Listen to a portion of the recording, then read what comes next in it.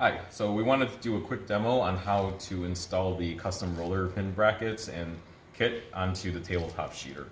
So this is, as you can see here, the final result with the bracket mounted onto the table.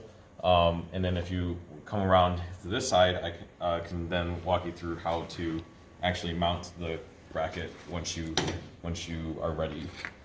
So to start with, you're going to need an Allen key and a Phillips of the right size. And then you're going to want to take, these are the default screws that hold the table leg here. So you'll want to start with just one of them and remove the short screw.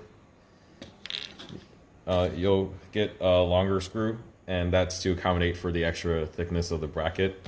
And then just basically make sure to take the locking washer and then put it back on. Then you're ready to then mount the bracket. Make sure to do it just one at a time because these actually support the table legs. And if you take out both screws, the table's not going to have enough support. So you just kind of want to get this in roughly, not all the way tight, but just enough to hold it in. Then you can then work on the second screw here. Take that out and then swap it with a longer one. And then bring this in here and then mount.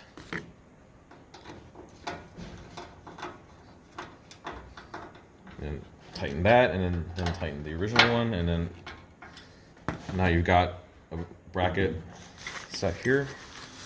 And now we want to actually mount the actual rolling pin. So this is the top position when you don't need it. Then if you want to lower it to actually roll up the dough, then you just set it down. And there you have it. Real simple. If you need to fold the table back up, you can fold it, but these brackets will rest against the housing here. If you don't like how that sits, then you're going to have to remove the brackets or before you fold up or store up the sheeter. That's really the only thing to watch out for. So.